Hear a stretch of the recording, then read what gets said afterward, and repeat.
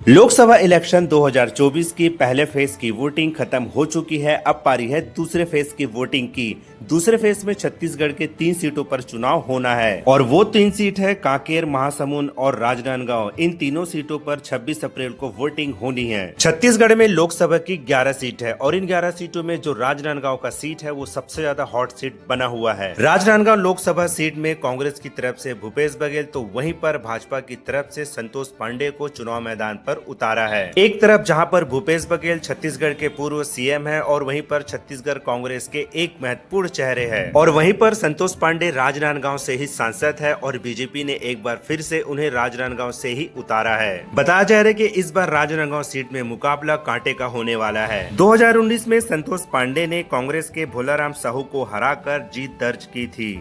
शिवनाथ नदी के तट पर स्थित राजनांदगांव संसदीय क्षेत्र वन और खनिज संसाधनों के अलावा कृषि पर आधारित क्षेत्र है। एशिया का पहला और एकमात्र संगीत विश्वविद्यालय इंदिरा कला एवं संगीत विश्वविद्यालय जो कि खैरागढ़ में स्थित है, राजनांदगांव जिले में ही आता है। छत्तीसगढ़ के राजनांदगांव जिले का यह सीट सबसे ज्यादा हॉट सीट बना हुआ है। दोस्तों, इस सीट पर मुकाबला बहुत ही कांटे का हो रहा है। अब तो वो 4 जून को ही पता चलेगा कि इस सीट पर बीजेपी जीतती है कि कांग्रेस जीतती है। तो दोस्तों, आपको क्या लगता है, इस सीट पर कांग्रेस की जीत होगी या एक बार फिर से बीजेपी के प्रत्याशी इस सीट पर भारी मतों से जीतेंगे? आपको क्या लगता है, प्लीज कमेंट करके जरूर बताइए। पहली चरण के मतदान हो चुके हैं। अभी कवासी लखमा का आप भाषण सुने, जोरदार, रीत नहीं बढ़िया।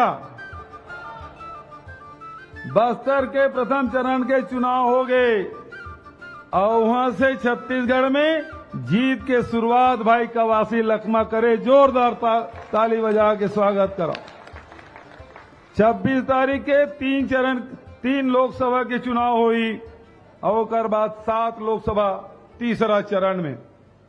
ये वक्त लोकसभा के चुनाव में छत्तीसगढ़ में परिवर्तन के लहर चला थी। पहली हमन 1 या 2 सीट जीतत रहे, लेकिन ये वक्त भारतीय जनता पार्टी शायद 1 आध 2 सीट में जीत जाए, बचा सब सीट कांग्रेस जीतने वाला है।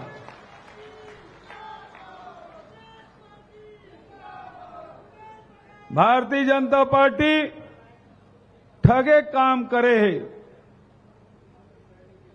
आपके भावना के साथ खिलवाड़ करे के काम करे है और जब मौका मिले है तब ठगे है। चाहे वो रमन सिंह मुख्यमंत्री रहा तब, चाहे अभी विष्णु देसाई मुख्यमंत्री है तब, हमेशा किसान ला, मजदूर ला, महिला मन ला, ये मन ला सकऊ पाए।